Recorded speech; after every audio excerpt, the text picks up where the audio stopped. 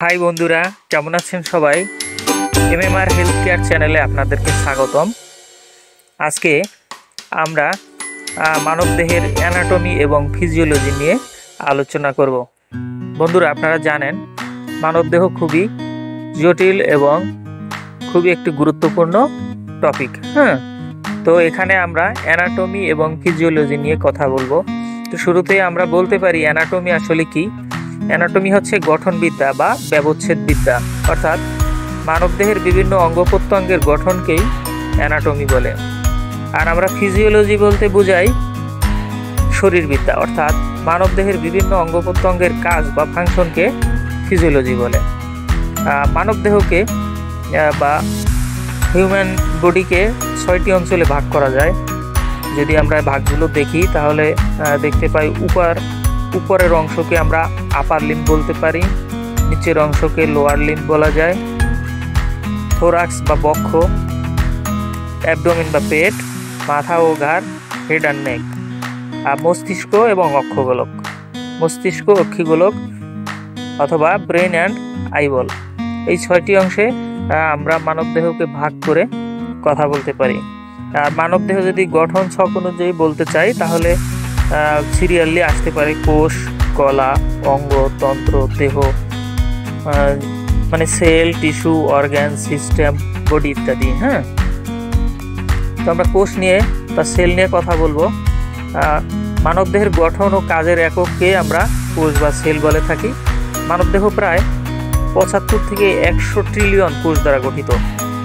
কোষ খালি চোখে আসলে দেখা যায় না, এটি অনুবীক্ষণ যন্ত্রের সাহায্যে দেখা যায়। কোষ মূলত 2 ধরনের হয়ে থাকে, দেহকোষ এবং জনন কোষ, সোমাটিক সেল, রিপ্রোডাক্টিভ সেল।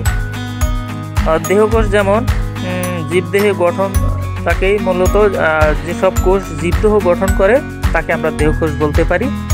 আর জনন কোষ হলো যেসব কোষ জনন কাজে নিয়োজিত থাকে, ঠিক আছে, মানে প্রজনন কাজে যারা থাকে যেই কোষগুলো, তাকে আমরা জনন কোষ বলতে পারি।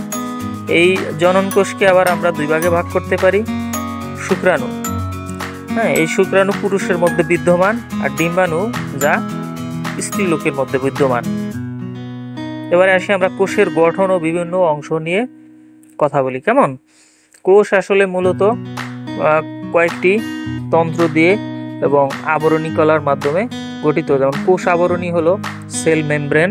সেল মেমব্রেন যে পাতলা আবরণ কোষকে আবৃত করে রাখে তাকে সেল মেমব্রেন বা কোষ আবরণী বলে।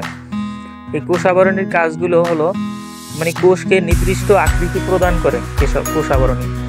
এটি কোষের ভেতরের অঙ্গাণুগুলোকে রক্ষা করে। কোষের ভিতরে অঙ্গ প্রত্যঙ্গ যেগুলো থাকে সেগুলোকে রক্ষা করে। এটি এনজাইম ও অ্যান্টিজেন ক্ষরণ করে থাকে।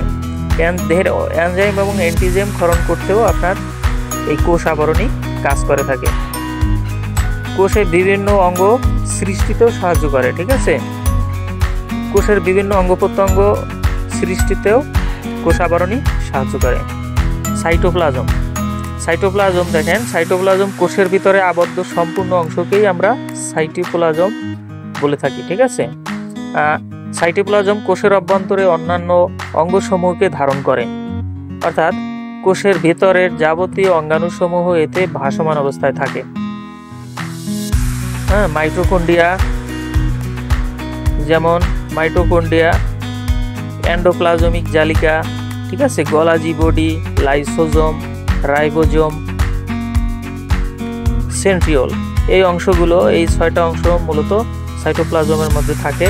এবং মাইটোকন্ড্রিয়া নিয়ে যদি আমরা কথা বলি, এটি কোষের যাবতীয় শক্তি সঞ্চয় করে। কোষের যাবতীয় শক্তি সঞ্চয় করতে মাইটোকন্ড্রিয়া ব্যবহার হয়ে থাকে। এটি শক্তি জমা থাকে বলে একে কোষের শক্তিঘর বা পাওয়ার হাউসও বলে। মাইটোকন্ড্রিয়াকে আমরা পাওয়ার হাউসও বলতে পারি। প্রতিটি কোষে প্রায় 200 থেকে 300টি মাইটোকন্ড্রিয়া থাকে, মানে একটা কোষে 200 থেকে 300 মাইটোকন্ড্রিয়া থাকতে পারে। এবং এই মাইটোকন্ড্রিয়া আকারে গোলাকার, দণ্ডাকার, ডিম্বাকার, এভাবে হয়ে থাকে। এবার মাইটোকন্ড্রিয়ার কাজগুলো যদি আমরা দেখি, মূলত মাইটোকন্ড্রিয়া কোষে শক্তি সঞ্চয় করে। মাইটোকন্ড্রিয়া শুক্রাণু ও ডিম্বাণু গঠনে সহায়তা করে, কোষের সংখ্যা বৃদ্ধিতে সহায়তা করে, এবং কিছু পরিমাণ ডিএনএ আরএনএও উৎপাদন করে। মাইটোকন্ড্রিয়া স্নেহ জাতীয় খাদ্য বিপাকে সহায়তা করে। স্নেহ জাতীয় খাদ্য বিপাকেও মাইটোকন্ড্রিয়া সহায়তা করে। রাইবোজোম এন্ডোপ্লাজমিক এই জলিকার গায়ে নিউক্লিয়ার মেমব্রেনের গায়ে মাইটোকন্ড্রিয়ার অভ্যন্তরে এবং সাইটোপ্লাজমের বিক্ষিপ্ত অবস্থায় ছড়ানো গোলাকার যে অঙ্গগুলো থাকে তাকে আমরা রাইবোজোম বলে থাকি। এই রাইবোজোমের কাজ হলো প্রোটিন ও আমিষ উৎপাদনে সহায়তা করে। তো রাইবোজোম আসলে মানবদের একটি খুবই গুরুত্বপূর্ণ অঙ্গ। এটির মূলত প্রধান কাজ হলো প্রোটিন ও আমিষ উৎপাদনে সহায়তা করে এবং রাইবোজোম স্নেহজাতীয় খাদ্যবস্তু বিপাকেও সহায়তা করে। স্নেহজাতীয় খাদ্য ভেঙে ফেলতে রাইবোজোম কাজ করে থাকে। এন্ডোপ্লাজমিক জালিকা। এই এন্ডোপ্লাজমিক জালিকা নিউক্লিয়ার মেমব্রেনের রন্ধ্র থেকে শুরু করে সাইটোপ্লাজমের ম্যাট্রিক্সে বিস্তৃত থলি, গহ্বর ও নালিকা রূপে বিন্যস্ত কোষ অঙ্গাণুগুলোকে এন্ডোপ্লাজমিক জালিকা বলে।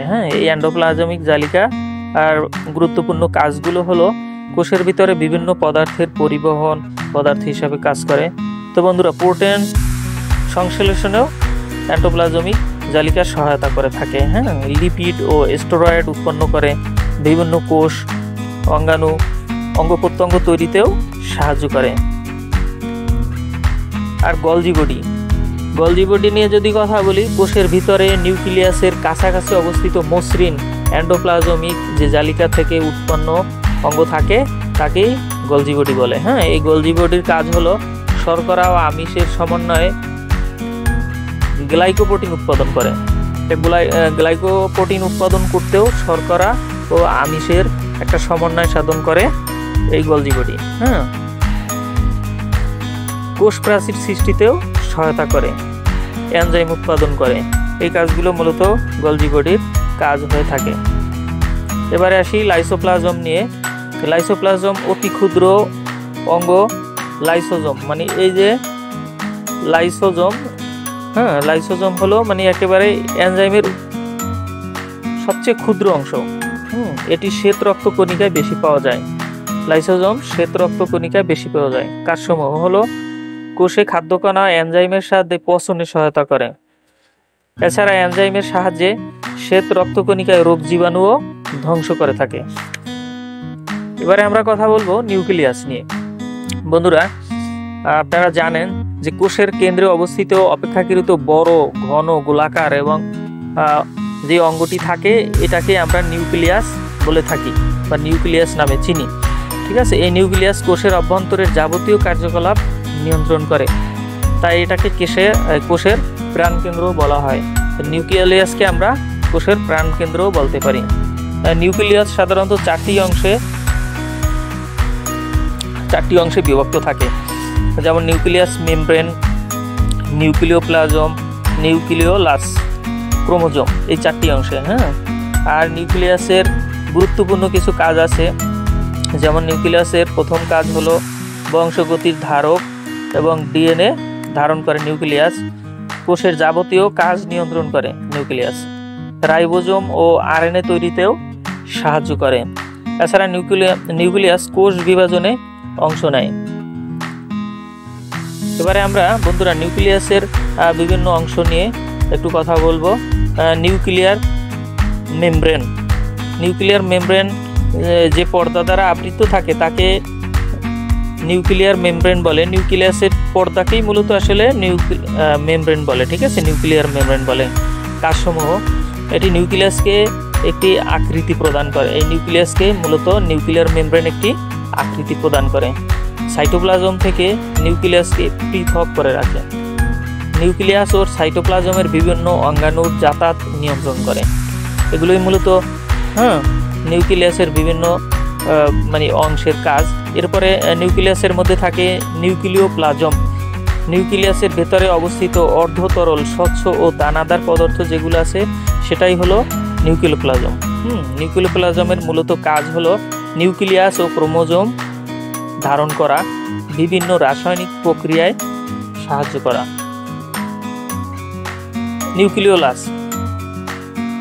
নিউক্লিয়াসের ভেতরে অবস্থিত সর্বাপেক্ষা ঘন, স্ফীত এবং আরএনএ সমৃদ্ধ অংশকে নিউক্লিওলাস বলে। ঠিক আছে, তো এই নিউক্লিওলাসও মূলত আরএনএ ও প্রোটিন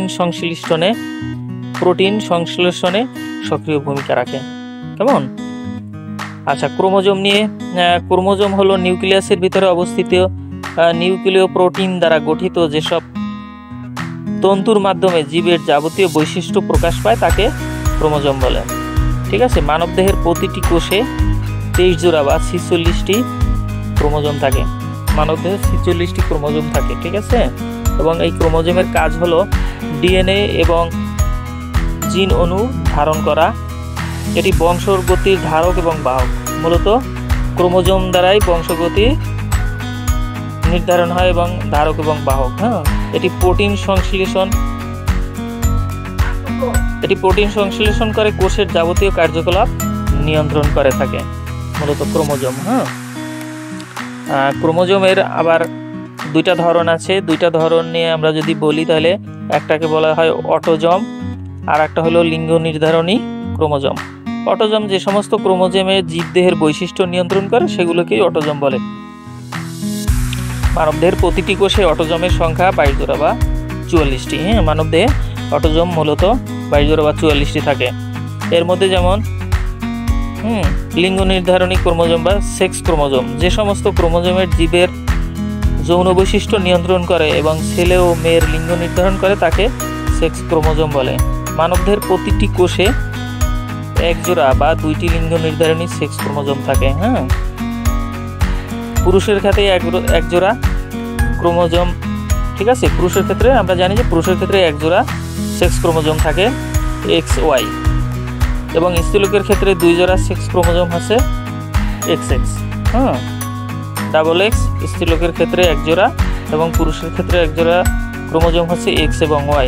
পুরুষের X ক্রোমোজোমের সাথে মহিলার X ক্রোমোজোমের মিলিত হয়ে X হয়, যা মেয়ে শিশু নির্ধারণ করে। আবার পুরুষের Y ক্রোমোজোমের সাথে মহিলা X ক্রোমোজোম মিলিত হয় আবার XY হয়, যা ছেলে নির্ধারণ করে। এভাবে ছেলে মেয়ে নির্ধারিত হয়। ঠিক আছে, এজন্য লিঙ্গ নির্ধারণে ক্রোমোজোমের বিশেষ ভূমিকা রয়েছে। বন্ধুরা, ক্রোমোজোমের পরে আমরা ডিএনএ নিয়ে কথা বলবো। ডিএনএ হচ্ছে ক্রোমোজোমের একটি প্রয়োজনীয় উপাদান। এই ডিএনএও ক্রোমোজোমেরই একটা অংশ। এটি বংশগতির ধারক এবং বাহক। এটি জীবের যাবতীয় বৈশিষ্ট্য ধারণ করে। এর পূর্ণরূপ হচ্ছে ডিএনএ। ঠিক আছে, তো বন্ধুরা আমরা ডিএনএ সম্পর্কে জানলাম। এবার কলা বা টিস্যু সম্পর্কে আলোচনা করব। একই উৎস থেকে উৎপন্ন কোষগুলো যখন সম্মিলিতভাবে কোনো নির্দিষ্ট কাজ সম্পাদন করে তখন সে কোষগুচ্ছকে একত্রে কলা বা টিস্যু বলে। এই কলা টিস্যু আমাদের মানবদেহের অতি গুরুত্বপূর্ণ একটি অংশ, এবং এই টিস্যু বা কলা আবার 4 প্রকার বা 4 ভাগে আমরা ভাগ করতে পারি: আবরণী কলা, যোজন কলা, স্নায়ু কলা, পেশি কলা। আবরণী কলা হলো যে সকল কলা দেহের বাহিরে ও ভেতরের অঙ্গ প্রত্যঙ্গে আবৃত রাখে তাকে আবরণী কলা বলে, যেমন ত্বক, শ্বাসতন্ত্র, পরিপাকতন্ত্র ইত্যাদি। যোজক কলা যে সকল কলা দেহের বিভিন্ন অঙ্গ প্রত্যঙ্গের সাথে সংযোগ স্থাপন করে তাকে যোজক কলা বলে, যেমন রক্ত, হাড়, লিগামেন্ট এইসব। আর স্নায়ু কলা হলো যে সমস্ত কলা কোনো উদ্দীপনা গ্রহণ করে তার উপযুক্ত প্রতিবেদন সৃষ্টি করতে সক্ষম তাকে স্নায়ু কলা বলে। স্নায়ু কলা বিভিন্ন অঙ্গের শরীরবৃত্তীয় কাজের সমন্বয় সাধন ও নিয়ন্ত্রণ করে। বিভিন্ন উদ্দীপনা বা ঘটনাকে স্মৃতিকে সংরক্ষণ করে রাখে এই স্নায়ু কলা।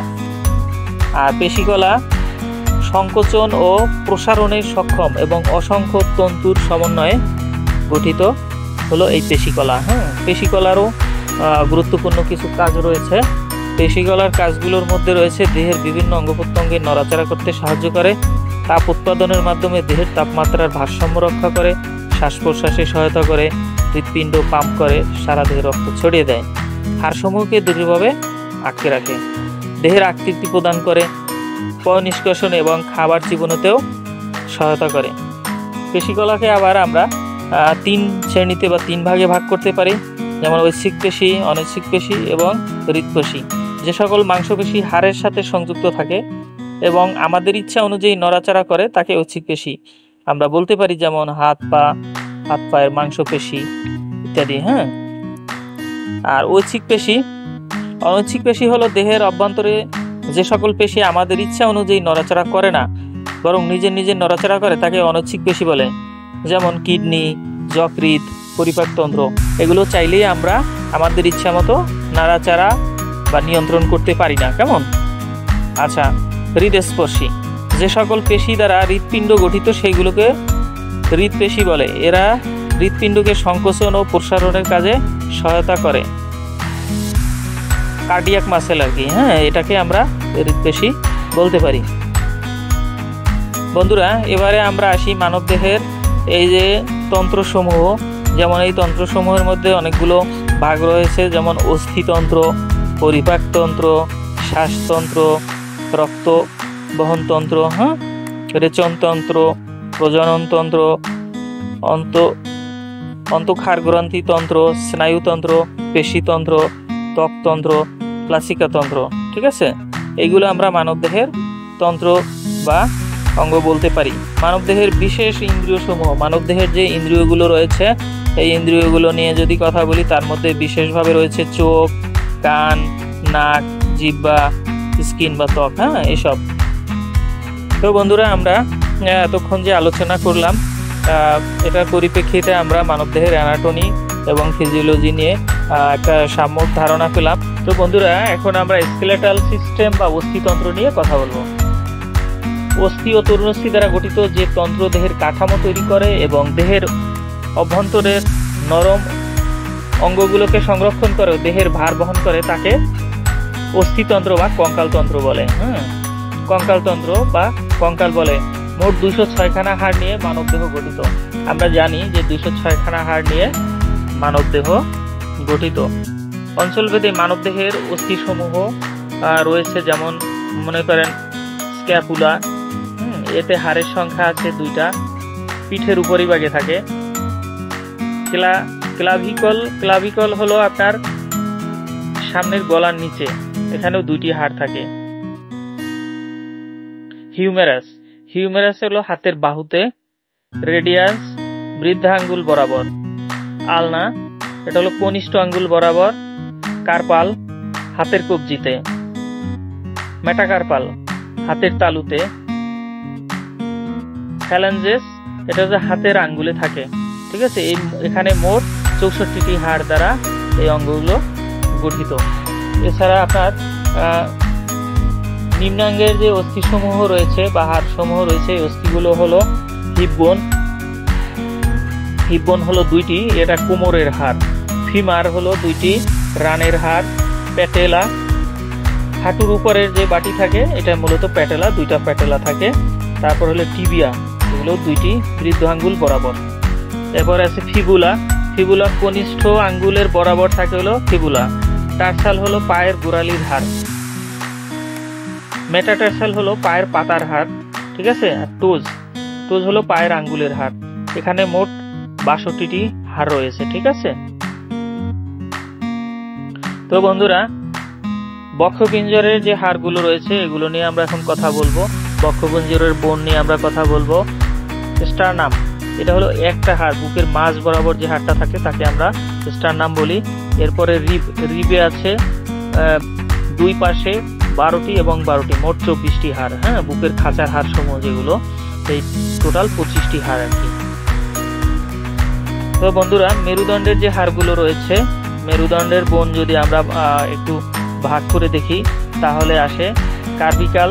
ঠিক আছে, গলার অঞ্চল বরাবর থাকে 7টা হাড়, বুকের অঞ্চল বরাবর আছে 12টি হাড়, পেটের অঞ্চল বরাবর আছে 5টি হাড়, কোমরের অঞ্চল বরাবর আছে 5টি হাড় এবং মলদ্বারের উপরের অংশে আছে, মলদ্বারের উপরে 4টা হাড়। এখানে মোট 33টি হাড় নিয়ে আপনার এই, ঠিক আছে, মেরুদণ্ডের হাড় গঠিত।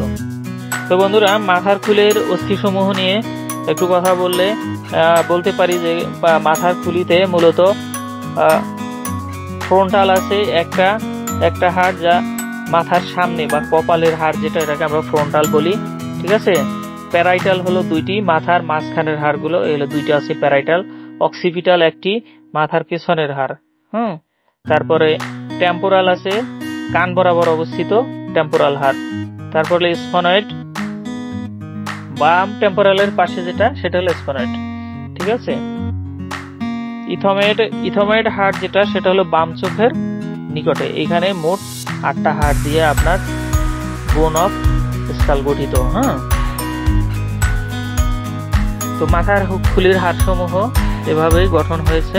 এছাড়া মুখমণ্ডলের অস্থিসমূহ নিয়ে যদি কথা বলি, মুখমণ্ডলে মূলত অস্থিগুলো রয়েছে জাইগোমেট্রিক, এটা হলো 2 গালের উপরে অবস্থিত জাইগোমেট্রিক হাড়। তারপরে আছে ম্যাক্সিলা, দাঁতের মাড়ির উপরে অবস্থিত। তারপরে আছে ম্যান্ডিবল, এটা হলো জামির হাড়, ঠিক আছে, ম্যান্ডিবল। তারপরে আছে নেজাল, নাকের গোড়ার হাড়। নাজাল বলতে পারি আমরা নাকের গোড়ার হাড়কে। তারপরে আছে আপনার নাকের অগ্রভাগে অবস্থিত হলো ইনফেরিয়ার নেজাল কঙ্কা, ঠিক আছে, এটা হলো নাকের অগ্রভাগস্থ। নাকের মাঝখানে আছে প্যালেন্টাইন। তারপরে আছে ভোমার, নাকের 2 ছিদ্রের মধ্যে যে একটা হাড় আছে, মাঝের যে হাড়, তাকে আমরা ভোমার বলতে পারি।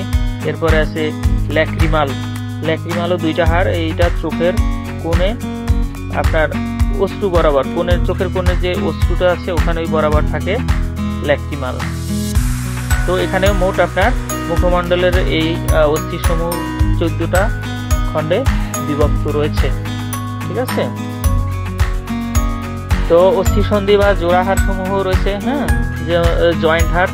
মানবদেহের কয়েকটি গুরুত্বপূর্ণ অস্থিসন্ধি, যেমন মনে করেন কাঁধের হাড়, হাতের কনুইর জোড়া, হাতের কবজির জোড়া, হাঁটুর জোড়া, কোমরের জোড়া, পায়ের গোড়ালির জোড়া। এইগুলো সমূহ হলো জোড়া সমূহ, অস্থিসন্ধি, এই জয়েন্ট হাড় রয়েছে বা বোন রয়েছে। এবারে বন্ধুরা সর্বশেষ আমরা সাইনাস নিয়ে একটা কথা বলবো। সাইনাস আসলে আমাদের মুখমণ্ডলের কয়েকটি হাড়, ঠিক আছে। ফাঁপা নলযুক্ত প্রকোষ্ঠ আছে যা বায়ু দ্বারা পরিপূর্ণ থাকে, ঠিক আছে, এগুলোকে আমরা সাইনাস বলতে পারি। এই সাইনাসে ইনফ্লেমেশন হলো তাকে সাইনোসাইটিস বলে। এই সাইনাসে যে ইনফ্লেমেশন হয় তাকে আমরা সাইনোসাইটিস বলে থাকি। আমাদের মুখমণ্ডলে 4 ধরনের সাইনাস থাকে, ঠিক আছে। কপালে অবস্থিত হলো ফ্রন্টাল সাইনাস, এবং মুখমণ্ডলে বা নাকের 2 পাশে অবস্থিত হয়েছে ম্যাক্সিলারি সাইনাস। আবার মাথার বাম কানের পাশে রয়েছে আরেকটি সাইনাস। এছাড়াও আপনার মাথার বাম চোখের পাশেও রয়েছে আরো একটি সাইনাস, ঠিক আছে। এভাবে আমরা দেখতে পাই যে আমাদের মুখমণ্ডলেও বেশ কিছু সাইনাস বা হাড় দ্বারা গঠিত। তো বন্ধুরা এই ছিল আজকের মতো ফিজিওলজি এবং অ্যানাটমির আলোচনা। তো বন্ধুরা সামনের দিকে আমরা ফিজিওলজি এবং অ্যানাটমি, মানবদেহ নিয়ে অন্যান্য বিষয়গুলো আরো বিস্তারিত আলোচনা করব। আর এই চ্যানেলটিকে সাবস্ক্রাইব করতে ভুলবেন না। পরবর্তীতে এ ধরনের টপিক পেতে হলে চ্যানেলটিকে সাবস্ক্রাইব করুন, লাইক করুন এবং ফলো দিয়ে পাশে থাকুন, কেমন? আর আপনারা ভালো থাকবেন, সুস্থ থাকবেন। আল্লাহ হাফেজ।